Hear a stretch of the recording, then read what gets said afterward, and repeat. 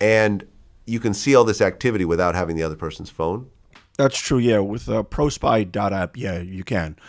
Um, you know, people, they don't really understand. And yeah, you'll be able to see text messages, WhatsApp messages, browser history, photos, videos, basically everything that happens on the phone. There's a keylogger where you can see all the keystrokes and everything that's typed or entered, every place except passwords. It won't get you passwords, but this is, it really is a great thing because, many years ago when these things first started, I forget there was some sort of program out and you had to actually have the phone in your hands, in your possession. And then you either plugged this thing, what do they call those things? The old types of fire sticks or whatever. You plug it into the phone, it would extract the information. Then you plug the fire stick into your computer, or you could have just plugged the stick, or directly.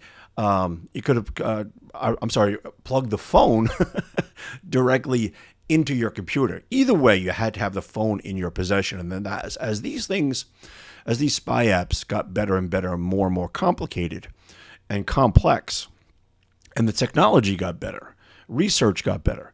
Now you're able to do it remotely, where the remote connection can be established between the telephone that you're monitoring and the app that's doing all the work. Now the confusion comes in with people because they think that they don't know like exactly how the technology works. So, and there's a demo that is available to people, and it gives you an example of how these things can work, and how one example of how one app does work.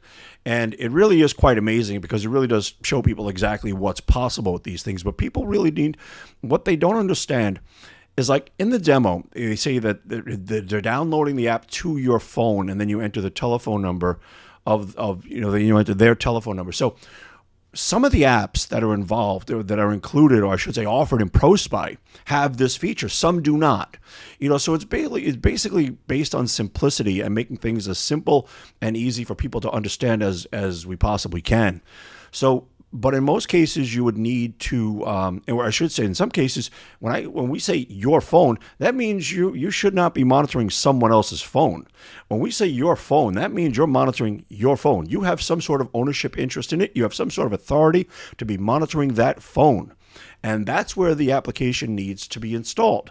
And then the remote connection is now established. So again, we tell people this all the time, and that, people, you should not be monitoring anybody without their knowledge and consent. You always should have proper authorization and ownership interest in the phone if that's the case. And of course, you should always be seeking legal advice no matter what you do.